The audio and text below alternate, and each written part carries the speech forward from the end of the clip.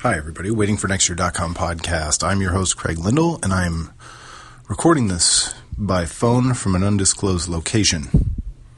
Nobody cares. I talked to Chad Zumock. He was in town hanging out, and he stopped by, and we caught up. We talked about some sports. We talked about comedy, and we talked about doing the road and being in LA and all those good things. And it was a fun conversation, so I hope you enjoy it. Before we get there, Patreon, patreon.com/WFNY. That's where people support us. We have more supporters than ever right now, and it's really great. I'm hoping that we can get a few more. We've got some goals that we're going to reach for in this coming year, and you can be part of it. You can help. You don't have to. We'll continue to give you the same stuff that we give you right now, but every little bit helps. So even if you can jump on for just a few months or just a few bucks, whatever it is, we really appreciate it. That's Patreon, patreon.com/WFNY. Here's Chad Zumock. Waiting for next year. Welcome to the Sit Down Zumock Bunch of BS podcast, Punch Drunk Sports, all things comedy. And guess what we're doing? A little swap cast. Guess who it is? It's also the waitingfornextyear.com podcast. I'm your host, Craig Lindell. Professional Craig Lindell. I know, right?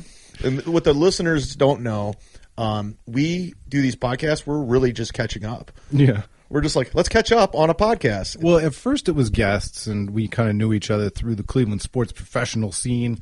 And then it was like, we would talk in between times. We'd share a meal or whatever else. And then it's like, dare do we say friendship? Let's not go too far. Let's calm down. Absolutely. So it's fun, and you're in town. You moved to LA. Big time, dude. Big time. Yeah, I had a string of colleges. Oh, man. By the way, I'm doing this. Everything that possibly could go wrong went wrong today. I've been doing great. Everything's good. Mm-hmm. I'm doing good, getting, gigs, doing what I got to do. Today, 4 colleges dropped out on me. I lost my headphones, my sunglasses. These are backups. And it's just one of those days where everything just seems to be going wrong. Is this the Milo Yiannopoulos stage of your career where colleges cancel you? Yeah. It's so weird. They all canceled at the same time, and I'm really curious to see why. I want to know what happened. What did I do?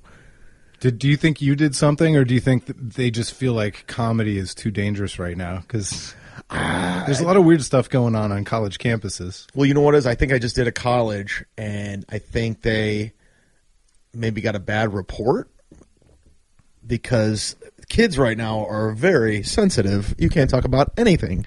What could it have been? I don't know. What did you talk about at the last college? I'm not filthy by any means. I'm a little edgy, but I don't know what it is. I contacted my college agent. I go, what's going on? Because that's a lot of money.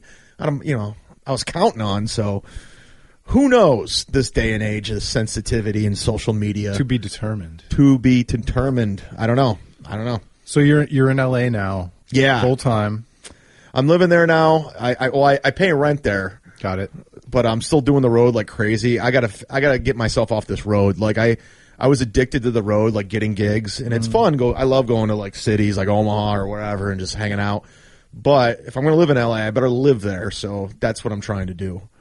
Well, I mean, all the road work, it's got to be improving your tightening things up and getting you into new places and working on new material, right? I feel like I'm stronger. I'll tell you this right now, if I can brag. Yeah. I'm going to go ahead and toot my own horn. I did a show at the Hollywood Improv, right? Comedy Juice, great show. It's one of the hottest shows, been going on forever. I got, usually in Hollywood, it's weird because comedians like to go early, like names, and they like to bump each other. So guys like me, who's not a household name by any means, gets pushed either way into late in the night or they throw you up as the host. So I happen to go after... And the host isn't the worst thing. No, it's great. You don't get bumped. Yeah. You get to go up and get them going. And this night was like Dane Cook shows up, does his thing. Jeff Ross... Oh, and Dave Attell. So Dave Attell, he brings Dave Attell on stage, and they do like a 20-minute thing, just murdering, killing. And, oh, yeah, let's bring up Chad Zumock to close this thing out, huh? Okay. And I did great. Which is awesome. Which was, wow. I was like, that's when I realized right then and there. Because of all the people on the show that night, you're the one who didn't carry it with your name. That's right. That was one thing I said on stage. I go, yeah, I know what you're saying. Yeah, finally a celebrity. I'm here. And I did well, and that's when I go, okay, I can hang in this business. I know what I'm doing. You know, I'm not the greatest comedian by any means, but isn't it just the business? And I've heard you and other comedians talk about this all the time. You're just 1 minute away from being kicked straight to the balls, though. And here, 4 colleges cancel. Yeah, The highest high, the lowest low. Yeah, I had to call my buddy comedian Sam Tripoli up to talk me off the ledge. He's like, Chad, ebbs and flows, dude. You know how it is, ebbs and flows. I'm like, all right, man, whatever. Well, and you got to look at you got to pull yourself back. Look at the line. Is it still trending upward overall? Yeah. Yes, indeed. Yes, it is. But no, there's all those little stupid philosophical books like about don't sweat the small stuff. Yeah, and being stoic and trying to like really not, hey, don't get emotional about business. It's all true. It's all good advice, but it's really hard to do. Oh, I know. I take everything personally. You know, if we lose somebody on Patreon or whatever else, like I don't take it personally, but I'm like, why? What did I do? Is there anything I do to get you back? And like some people, they're just like, no, I gave you some money. I felt good. I might come back and do it again some other time. Yeah. But you have to like work really hard to keep things in perspective and not take things personally and realize that unless you're dead, yeah, you could make up for it later. This is where I knew, because I also had I booked a hotel. Sometimes like places don't put you up, so you got to book your own hotels. Yeah. And I got one off Hotels.com, and I immediately tried to cancel it because I got another better deal. So I go to Hotels.com, and they said, yeah, we'll go ahead and we'll cancel the reservation. They never did, so I call them back, and there's like, there's nothing we could have did. I go, what are you talking about?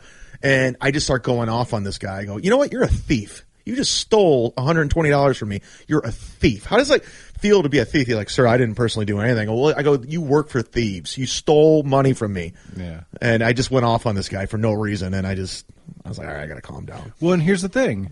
It didn't accomplish anything. No. It made you feel worse. Yeah. You know, I usually like to say, look, I know it's not your fault, but you work for a company and you're representing that company right now. And you could forever change the way I view that company if you find a way to help me out. Or you could take the easy way out and just, pretend like there's nothing you can do. But there's always something you can do. He did. He said, hold for one moment. Let me see what I can do. And he came back, there's nothing we can do. I go, you son of a bitch. Yeah. So it's just one of those crazy days. I mean, we all have bad days. So there's that one. And then my wife helped me with this one. She'd be like, all right, so you're worried about this. You're worried about that. Let's take everything to the worst possible outcome. All right, you lose your job. You lose your business. You have to declare bankruptcy. We would figure that out. And once you start to deal with, and the likelihood of any of those things is 0.01%, whatever situation you're in, make peace with the worst possible outcome. Realize that you'd have counter moves and go from there. So what you're trying to say is I need a wife. No. That might be the worst thing. No, it might be a good thing for a little balance. Well, if she ends up being like my wife, she'll be helpful. Yeah, I need a helpful wife. I can't guarantee that. What's your female listenership here? Probably about 20%. Okay. If anyone's wants a husband, hit me up. A husband who's on the road a lot. On the road, yeah, around. You could totally cheat on him. He'll never know. Yeah, you could cheat on me. Go right ahead, fine. Out of sight, out of mind. And she's also going to be the one who's going to say, well, what's the worst that could happen? You can deal with the worst, and then she'll deliver the worst. Exactly. By yeah. cheating on you when you're on the road. Then I'll blow my head off in Omaha. This philosophy thing isn't working so well for this podcast right now. I thought we were going to figure this out, but I guess not. What about? If you don't follow Craig on social media, what's your handle? WFNY Craig. Craig, and I follow him, and he's this marathon runner now, and he makes me feel like the laziest piece of crap. and it's actually been inspiring me to get to the gym. So it's working. Nice. I don't know if it's working for you, but it like I'm like, oh man, I see that you post the miles. I'm like, I gotta go do something. Yeah, well, I keep an eye on it. I've got a half marathon coming up. Look at you, Prefontaine. It's the only thing I like to do. Really? It's one of my favorite things. Clears your head. Oh yeah. I get out there. If I want to be distracted, I listen to podcasts. If I really want to like get some thoughts out, you listen to music, and it changed my life. You know, in a weird. It sounds so trite to say that because people say things like that, but it's one of those things. Like if I don't do it, sometimes that same wife who gives me all the sage advice will say, you like need to go do something because you're a miserable disaster to be around right now. And so if I know it has that positive effect and it's not like actually hurting me, then yeah, should totally. I mean, it's great. And then there's the minor competitive angle too. Like when I go run races, I'm not competing with a bunch of other runners, but I can at least see like if I'm better than I used to be, it gives me something to work toward. Right. No, I've never been a long distance guy. Like even in high school, I ran sprints, and and a lot of it has to do with my ADD. I just get bored. But I've hit that runner's high one time, and I know what it is, and I get it. So there was a time where I was upping my mileage, and I was running distances, and I wish I can get back to that. But it's like anything you do, you got to work up to it, and I don't have it in me. I remember that first time when I first started running, and I was a lot heavier and everything else, and I was like, all right, I'm going to go out run. And you know, you finish that first run, and you're a sweaty, disgusting mess, and you're like heaving and limping in, and then I decided to drive the course later to figure out how far I went. I was like, that must have been at least 1.5 miles, right? It was like 3/4 of a mile. Wow. You know, like you do that, so everybody starts there. Yeah. Now I know that's the thing. You got to build it up. Like anything you do, like, you know, the gym, working out, comedy, podcasting. You just slowly build. And, you know, luckily things are going good with your podcast and my podcast. And, yeah. So you got people on my podcast probably don't know that you got all your equipment stolen.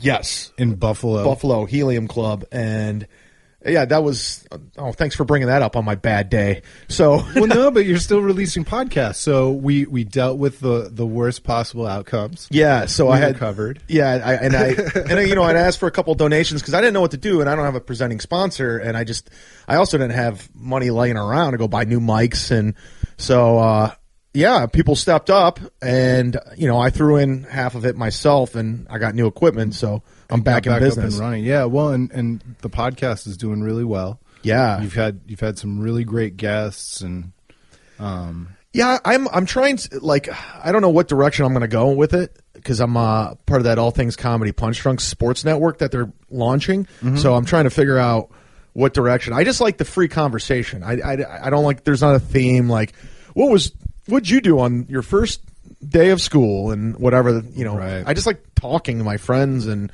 if there's somebody interesting, I want to showcase them. Like I had a comedian on recently named Fahim Anwar that you listened to, and I was like, I want people to know who this guy is because he's so funny, and I really think he's going to blow up. Well, it's interesting too because the first time you come through with a guest, you end up doing like an intro, introducing your audience to that person, and it could be like almost like a lifetime achievement podcast. Like, so when you were 14, right, is the first time you tried stand-up comedy, right? Yeah, and then it becomes like one of those things. But then if you have them back for a second time, now what do? You know, now you see if they can hang in a talk radio format, kind of a style where you're covering some current events and maybe some whatever. Well, it just changes the format. If you know who I am or you don't know, I tour with a comedian named Jim Florentine a lot, and he is back actually this week going back on Mark Maron's podcast, the WTF, and he did an hour before it. It was amazing. But Mark's having him back, and you know he doesn't have a lot of repeat guests, but eventually you're going to run out of people. You got to go back around. Yes, I know. There's only so many comics or whoever you're trying to talk to. Well, and speaking of Florentine, he's always got an interesting theme, like for his podcast. You know, it's either bad Facebook posts or any number of other. I can't remember any of them right now. The Facebook posts are the ones that crack me up the most. Oh, he gets angry at everything, whether it's sure, inspirational quotes, Facebook posts, personalized license plates. He just personal. Everybody hates personalized license. You plates. should. It's those are horrible. Vanity plates. Get out of here. Ugh, I don't have them. So never did. Never will. I've never had them either. Yeah. I never had a car that I really. It's always been like a Hyundai or a Neon, Dodge Neon. See, we used to have a family boat. Yeah, and like we refused to even name the family boat. We're like, no, forget it. We're not naming a boat. Like everybody names a boat. We're not doing it. Like the SS Minnow. Like even Gilligan named a boat. But like that's another one. So if you go on vacation to some lake or the ocean or something, and you walk around the docks. You'll see like all the cute little cheeky names that people came up for their boats. You'd be like, the family anchor. The family. That's a horrible name. or they'll mix in, some kind of a family name and cute little puns. It's just awful. You know what? You should email out to Jim. He should do a podcast on that. Well, and the other one that I was telling you about is like if you ever go searching for a vacation house at like Hilton Head or something, or anywhere on vacation rental by owner, VRBO, there'll be all these bad name puns for the vacation houses. Like, and Disney, it's the worst. It'd be like Goofy's Dream or Tinkerbell Cabana. Ugh. I'm like, oh God, don't do that. The last thing I want to do. Somebody had a picture of Simba, and it was called Lion's Den. What about naming a restaurant and naming them after like sandwiches? Like I know there was one restaurant where Mr. Hero? Yeah, Mr. Hero. Are they a sponsor? I wish. Hi, this is Nicole. Anybody. She still do those commercials? Hugh Jackson, Anderson Varejao, Brian Hoyer. Oh, yeah. So that just means Hugh Jackson's on his way out because that's what happens. Pretty much. The Mr. Hero curse. Pretty much. Varejao, the Brian. Yeah, they're all getting the hell out of Dodge. No, some of these like they'll like you go to like a restaurant and they'll like name it after if it's a theme, they'll have like say it's Marvel, it's like the Spider-Man spaghetti or just something weird. Oh, I can't remember who I was talking to about that, but like, yeah, I don't want to order the Jakey sauce burger. Don't name your things weird names and make me order them in public. Yeah. Although when I was on the radio, we almost had Great Lake. It was almost a done deal to make a brew after me. I was always talking about it, and they were going to do like a limited run beer with my name, like the Z. They were going to call it like the Sweater Vest Ale or something weird. Mm-hmm. I was actually excited for that. I'm not going to lie. Well, I wanted to go. So they make like a Cleveland Cavaliers beer. Great Lakes. No, I think some other I don't know which brewery did it, and then they brand it as a Cavs beer, and it's some kind of an IPA they sell in the grocery stores and stuff. But I want to talk to whoever does that, and just do a really short run because we're obviously not that big. We can't sell like a huge amount of beer, but I think that it would be so awesome to have Waiting for Next Beer. That's pretty awesome. I just ruined it by saying it out loud on the podcast, but next beer. The hundreds of people who listen to this want to.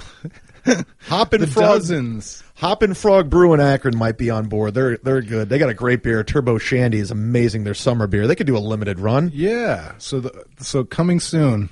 If somebody reaches out to me, they're Waiting for Next Beer. Waiting for Next Beer. Reach out to Craig.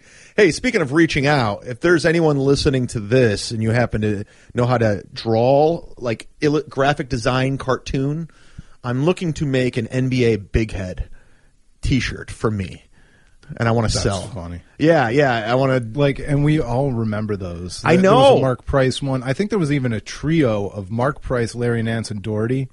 And one. I remember having a shirt, well, a couple of them. I had one. It was the Michael Jordan 6-pack, and it was 6 Michael Jordans in a 6-pack, and Doug Collins like rolling his eyes.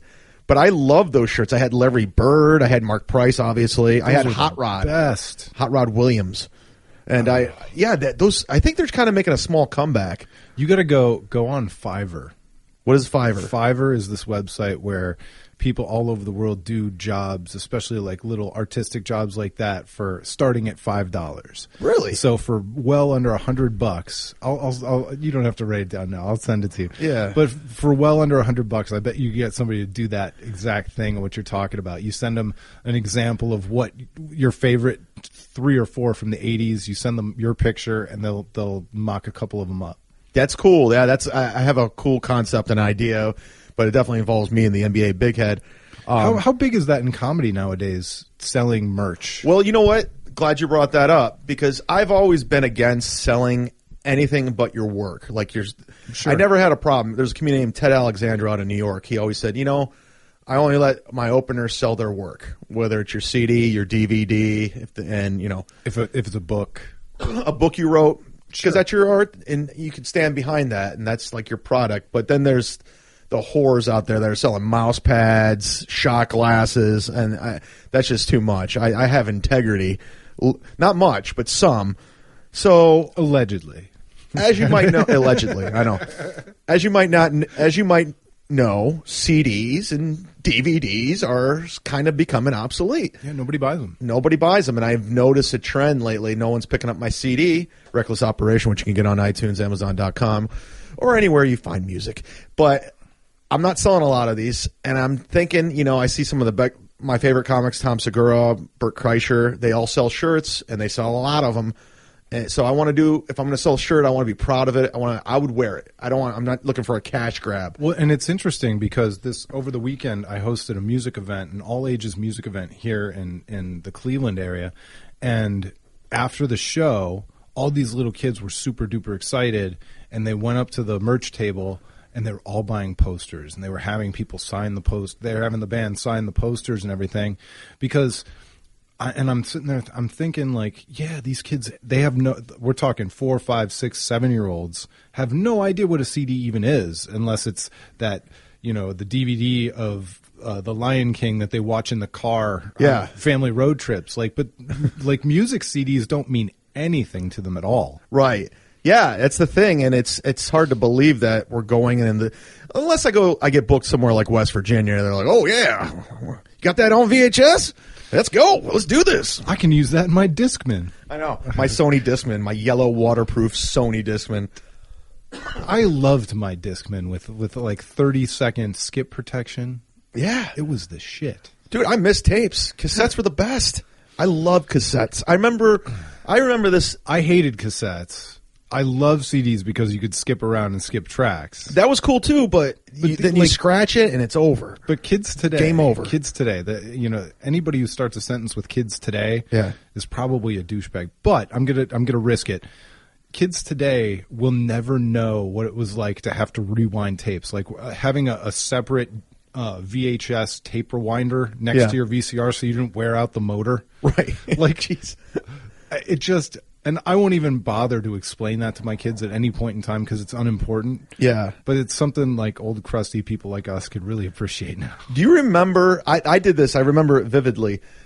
I would put the cassette in, press play, record, pause, and the radio would be on. And I remember you had to wait to hear a song. And I remember Prince's Erotic City was coming on late at night. I'm like, I got to record that. I remember pressing record, and you recorded straight from the radio to the cassette. Yes, play, record, pause, because it would be suspended in record mode, and the minute the song came on, you hit the pause button, which was a physical button that would like press down and halfway up. I record all the songs. I had like full cassettes from songs from the radio. I actually remembered going when we were in college. We had a public access show called Last Call with comedian Mike Polk, who does the Factory of Sadness stuff. And I used to edit our show deck to deck, VHS to VHS. I was the guy who edited all the shows, and I was like really good at it. And then, everything else. Deck to deck VHS is like a whole nother level. I was great at it. Yeah. And then technology kind of came around the corner with the Final Cut, and I didn't know what I was doing. It kind of took me out of the game. I was at my best in 1999. You peaked as a 2000 was a digital video editor. Well, yeah, I was great, phenomenal. I mean, I could have done anything with that career at that time. You're like the guy who used to use a razor blade to cut the cells and tape them together. Yeah, exactly. Now what? My skills are gone. Although, here's a little trivia fact for Beastie Boys fans out there. MCA did that for the first License to Ill album. He pieced all that together, and the Paul Revere loop is something he did, and then he just put the beat in reverse. So there you go. So you would hate me for this? Not a Beasties fan. You son of a bitch. I know, right? Well, thanks for listening, everybody. If you could subscribe, please. No, that's fine. It was good talking to you. No, We'll you know never what? talk to you again. That's fine. It's part of. No, it's not fine. You know what? Screw it. No, it's in my DNA. I loved it at a certain age, and it just never left. Well, and I know a lot of like really, really like big time musicians and music fans who I respect. Yeah. Present company included, who love the Beastie Boys. It's just never like for me personally.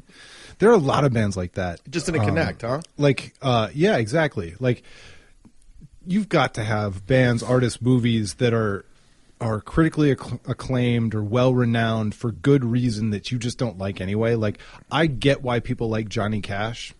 I don't care. Right. I couldn't care less about Johnny Cash. Although you're trying to tell me you don't like that version of Hurt? Come on, that's an emotional journey right there, my friend. I like the original version of Hurt way better. Well, yeah. So how about that?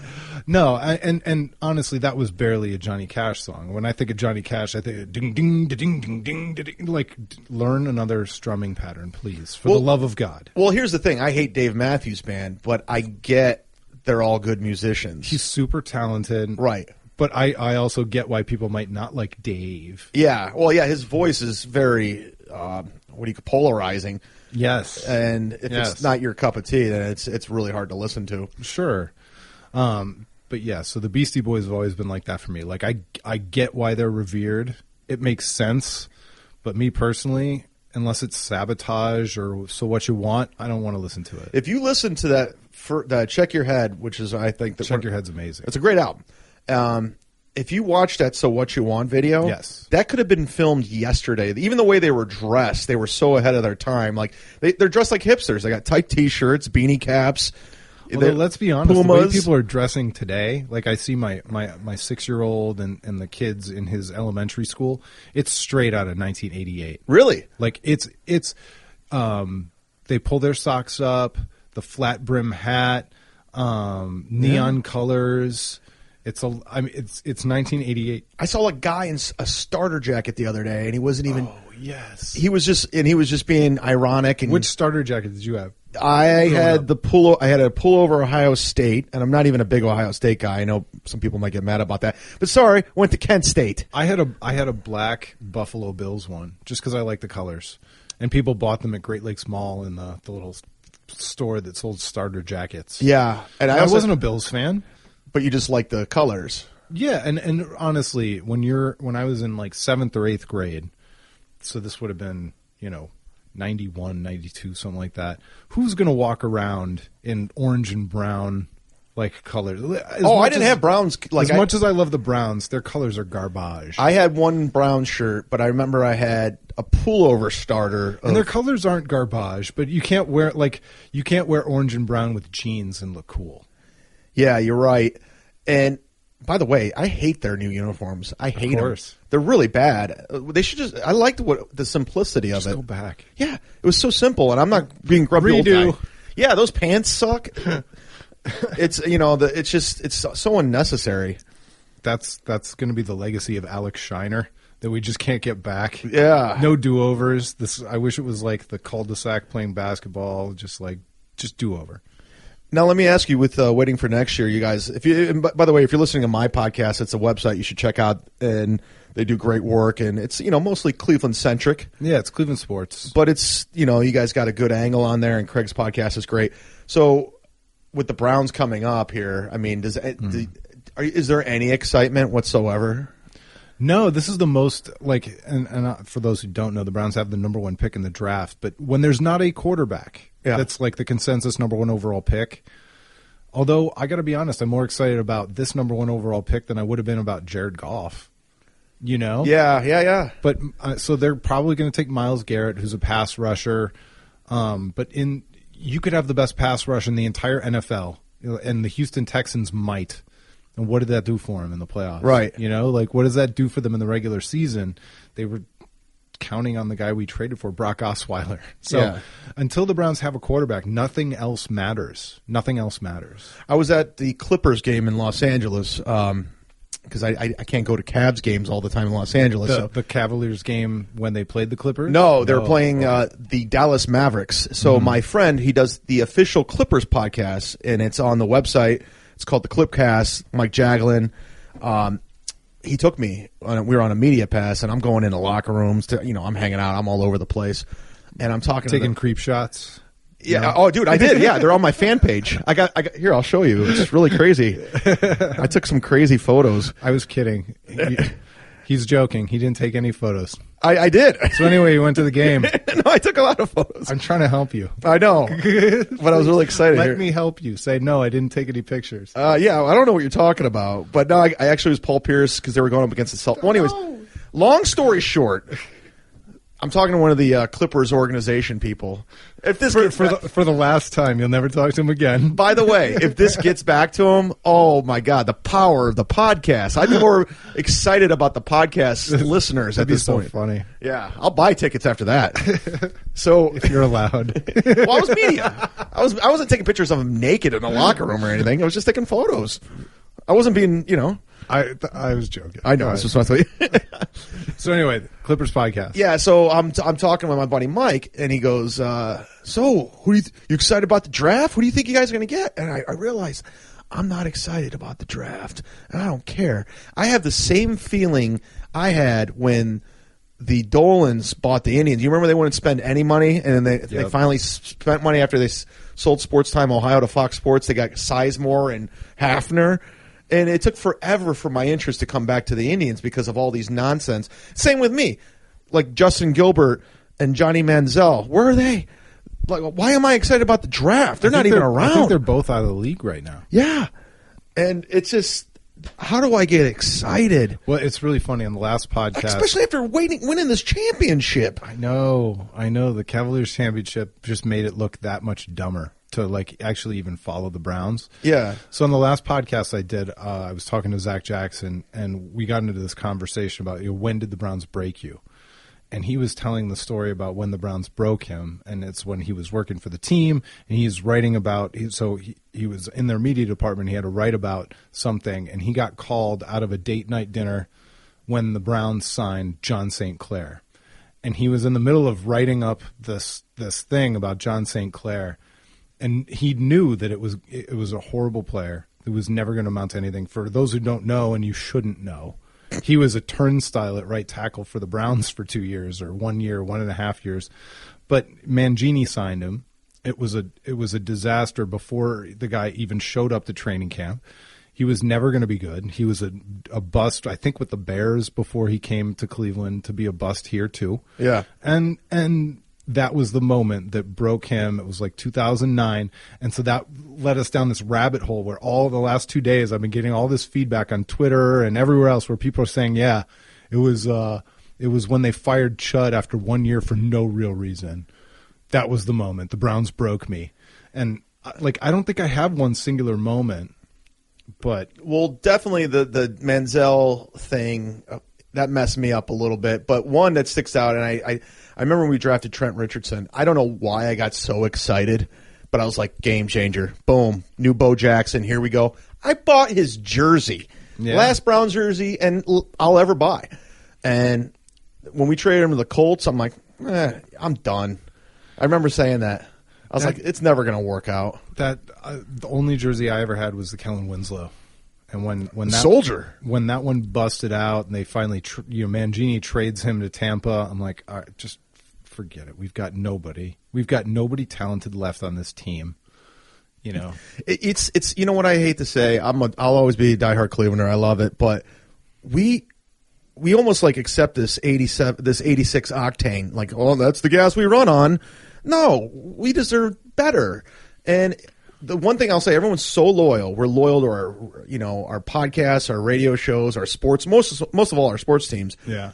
But you don't need this. We don't need it. And for some reason, I always felt this loser mentality, like, I'm not giving up on these guys. We'll stick through the hard times because you'll appreciate the better ones. Well, eventually you're just like, all right, enough. This is supposed to be our escape from reality. Yep. There's a lot of people out there who don't have, has to work 50 minutes a night like me, but they work. They're real hard workers. They're blue collar guys. They go home, they provide for their family, and they just want to escape on Sunday. And you can't escape with that squad. You just can't watch that organization and feel good. This entire season, I mean, the team was 1-15. They weren't going anywhere. There was nothing to believe in. There was no quarterback to believe in. There was no, you could be 1-15 and watch Carson Wentz make some strides. Yeah. And not hate your life. But you can't go 1-15 with a mixture of Cody Kessler, Robert Griffin III, and Josh McCown, while Corey Coleman misses games because he's hurt. And you just can't. You can't do it. You can't muster up excitement that way. Before I moved to Los Angeles, quick story. My buddy Jack Shanahan, he has they own the exchanges, the music exchange. Sure. And he's a great dude. He calls and he goes, Chad, I got tickets to the Browns game. You want to go? I'm like, nope. He's like, come on, man. They're box seats. They're club seats. I'm like, free. I'm like, no, I can't do it. Sorry. And he goes, it's the club. He goes, I tell you what, I'll pay for everything. Food, drinks, you name it. I'll pay for everything. I'm like, nope, can't do it. And he just says, you got to go. You got to go. Please go. And I reluctantly went. And I was miserable. So you should say you got to pay for everything, and you got to pay me $40 an hour because my time is worth money. Get paid to go to the Browns games? Not just paid in stuff and food and entertainment. Be paid for your time, like you're making widgets in a factory, because going to a Browns game is worse than making widgets in a factory. I sat there and I watched this, and I'm eating free food. Because at least at the end of the widgets, you've got the sense of accomplishment. You're putting this stuff on a pallet that's going to get shipped to Indiana or whatever. There is no sense of accomplishment from the Browns. And I went the one game that I took the family to this year because we couldn't get rid of the tickets. So I was like, we'll go to the first half, take the whole family. It was the Dallas game. And that was after the World Series where our stadium got taken over by Cubs fans. And then you go to a Cowboys home game on the shores. So this was after the World Series? After the World Series. Oh. I went to a Cowboys another home kick game in the balls on the shores of Lake Erie. And it's the worst. It's the worst. So we didn't renew our tickets this year. It's the first time since the 80s that we haven't had Browns tickets. I used to have a different mentality, but I'm all about no, we deserve better. We deserve better. I remember sitting in the stands, eating free food and looking around, and I was looking at people's faces. They were so miserable. People actually paid for tickets. I'm like, wow, we don't deserve it. We don't deserve it. No, and and that might be the moment that finally broke me is where I was like, you know what? Jimmy Haslam getting raided after he'd been implanted here. Oh, yeah. That dude, maybe he'd be my buddy if he was my buddy, but he couldn't have less to do with me, my city, my region. I have no connection to him. None at all. And here we're fake-ass Dan Gilbert. We're basically paying the price for a bunch of, because the NFL couldn't do a proper background check on a dude who was ripping off his clients in his real business. Yeah. And not to mention the fact that he was completely and wholly unqualified to run an NFL team. How the hell did he get out of that, by the way? I didn't. He paid, don't quote me, but $92 million fine? He threw money at it. Well, he had to pay a fine to the government. He had to make restitution to all of the bilked customers. There was another $85 million. It was like $160 million in fine and restitution to bilked clients. I'm a road comic, and every time I drive, because there's those flying pilot J's everywhere, I refuse to go in. I'm not giving that guy any money. Screw you. But what's really crazy? I'm going to Sunoco. And I'm not. Yeah, exactly. I didn't mean to toss reality all over your joke, but no. I mean I'm not a class warrior either. And I try not to begrudge a rich guy being rich. Yeah. But at a certain point, if that rich guy is also not doing anything for me as the owner of my football team, I'm just going to hate the billionaire. Yeah. I'm going to hate him for every reason that I could possibly think of to hate him. Don't hate the player, hate the billionaire. Exactly. Exactly. That's a new T-shirt slogan right there. But you know what? If he wins 8 games this year, he's going to be my favorite. Yeah, Jimmy Haslam, man. That's how I turned around on Gilbert, because I was getting sour on Dan Gilbert for a minute. We're during the Kyrie. Randy Lerner couldn't have done that. Yeah, like Dan Gilbert was pissing me off there for a minute when LeBron was in Miami. He was doing some stuff that were like, all right, we were watching Samardo Samuels. We had some garbage out there, and obviously it all. Seti or not Seti, Semi Erden. Right. Exactly. Oh my God. Who were some of those awful players? When LeBron left, wasn't Anton Jamerson our star guy? We had Anton Jameson and Mario Moon was the new small forward that replaced LeBron. Verajao, who wasted all those years. Who was our point guard? Kyrie. No, before Kyrie, because Kyrie didn't show up instantly. It was Mo Williams. Mo Williams. That's Delonte right. West. Yeah, man, those were some rough years. I remember the Cavs were so desperate at the time for any promotion that we sold them on sweater vest night at the Q. And I got to go, like, it was like my dream come true. Like, I was like on the Jumbotron with the mod, and everyone was celebrating me and my favorite franchise. But that's how desperate they were. They went Chad. That's bad. That's really bad. There's nothing else going on in town at this point. Yeah. Yeah, because they have 41 home games a year.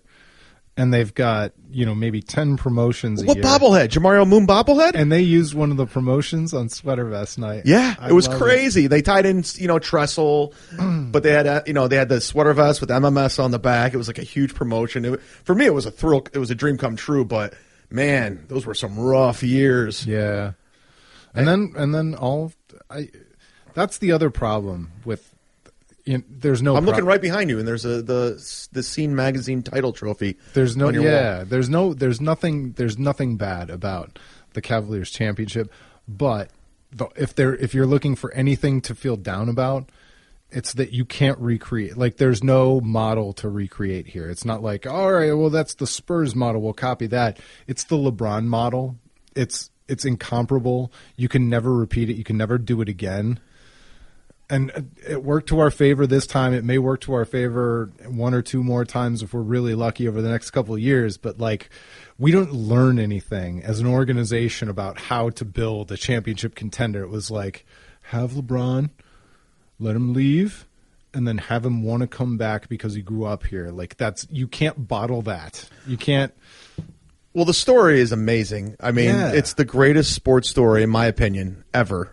The way it all has unfolded. And I mean, the story's still being written, but the fact that, I just watched that again. If you're listening to this and you're a big sports fan, go back and watch that Game 7 and go on YouTube and watch it. You get the last chills. 4 or 5 minutes, it's unbelievable. Yeah, I don't know if, I think I tweeted it out at Chad Zumock, but there's somebody, I forgot who put it on there, but Richard Jefferson does play-by-play for the thing. Oh, yes. Did you hear that? I got chills with the block. I was like, this. I got chills because you mentioned the block. Yeah, I mean that's how sad I am. He comes in from out of nowhere to block this shot and pretty much shaves. I mean, pretty much was the deciding factor next to Kyrie in the stop. But yeah, I don't know if I could just. Last time I saw him move at 100%. Game 7. Game 7 is tied with 3.5 to go here in the fourth.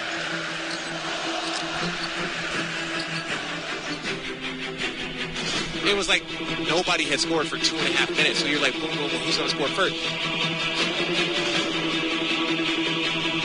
Rebound taken by Iguodala. So I'm watching the play because I see the 2-on-1 happening, and I'm like, damn it. And this is not an exaggeration. It's like you see it happening, and then you're watching the ball. Iguodala to Curry, back to Iguodala. I literally see a black blur. Oh, blocked by James. LeBron James with a rejection. And it's like he hits the block, and you're like, oh, what? But I had still never seen anybody move that fast to the point where it was a blur. It's over. It's over. Woo! City of Champions once again.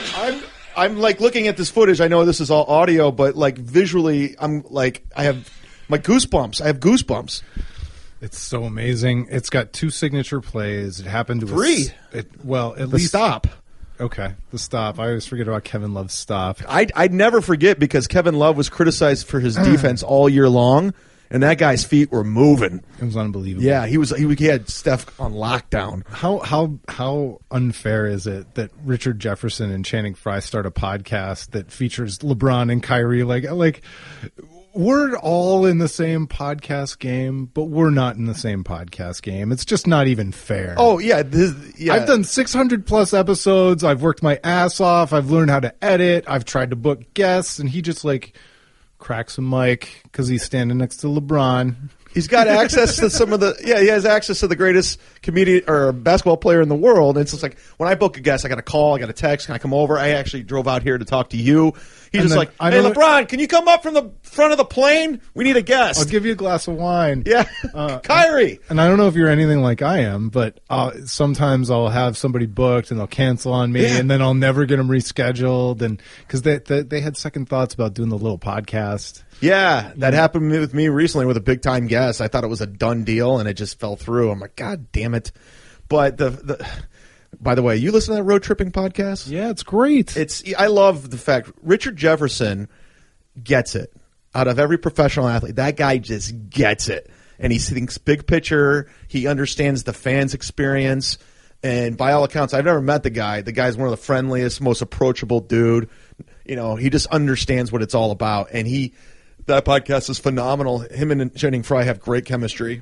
I think that podcast actually makes me a better fan, though, too, because it does. It teaches me something about, like, all right, so they do like dap each other up during the regular season. They're buds, but the minute the playoffs start, it's competition and competition only. Like, that makes me feel better, and it makes me feel a certain way about the regular season where I feel like I'm in the know now. I understand better. I'm more attached. No one's ever done anything like that. Like, I just did on my. I just remember being upset about chill mode, you know, and I never would have been upset about that if I kind of, this is what we just need to make the playoffs. It's all strategy. Yeah. Going back to what I was saying, I just released a podcast for my first 3 years when I was on WMMS, and I was going through old footage. The only reason I did it is because some guy, Alex, emailed me, goes, where can I get this stuff? And I forgot I had it. Like, it popped up on my iTunes, and we had Kyrie Irving in studio his second year, and Kyrie wasn't doing any in studio anywhere, but he heard the show was so hot at the time, there was a buzz. He's like, I want to check this thing out. But I put that audio on there, and it was, to me, I was like, oh my God, we were doing a road tripping with Kyrie because we're just goofing around. We're talking everything but basketball. In fact, at one point, he sings Grease, the musical, with Erica, the girl that was on the show.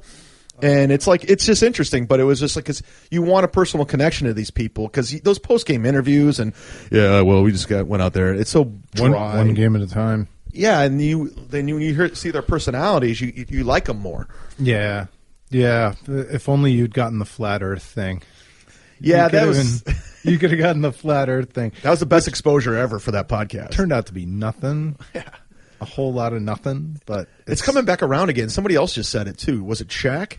Probably. He was jumping on the flat Earth buzz. Oh, and I think I understand where he's coming from. Like, unless you're out there in space yourself with the telescope or measuring something, like what do any of us know? We all read books. There are only so many things that any of us learn from like actual experience, and everything else is kind of going on faith.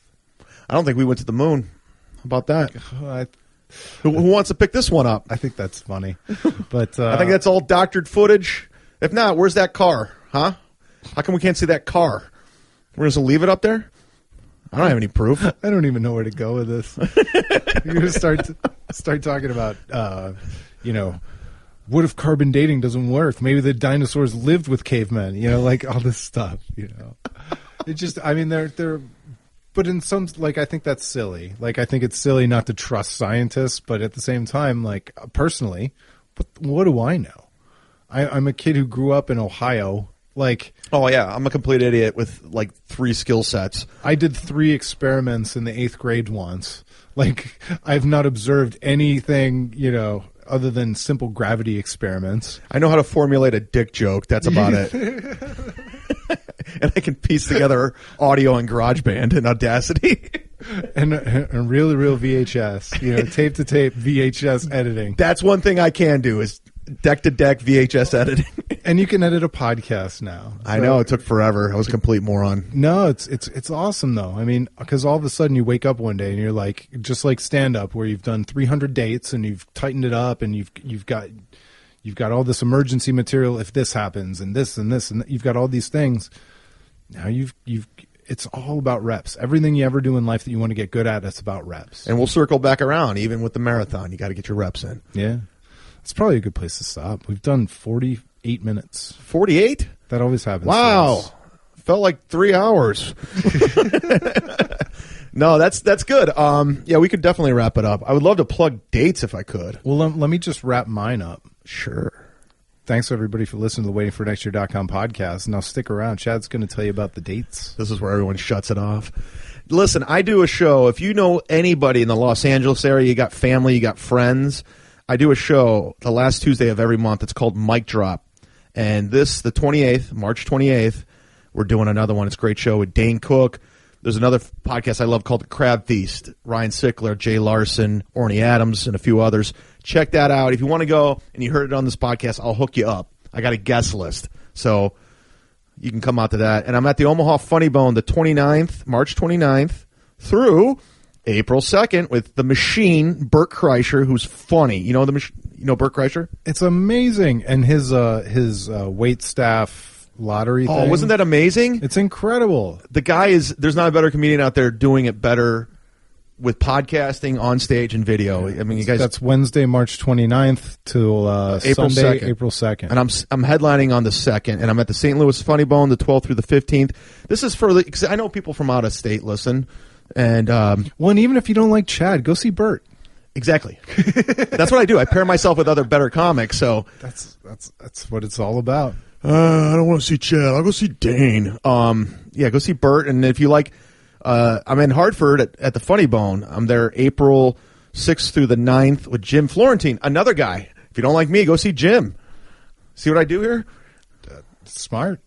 But yeah, you can go to ChadZumock.com for all that stuff. And if you listen to it on Craig's Waiting for Next Year, just hit me up. I'll throw you some tickets. I don't care. Awesome. We get a flat rate. Cool. It's good seeing you, buddy. Yeah, you too, man. Always good to catch up on the podcast when we could do it without the mics on. But we want everyone to hear our catching up. Exactly. Let's go run a marathon. All right, let's do it. All right, bye.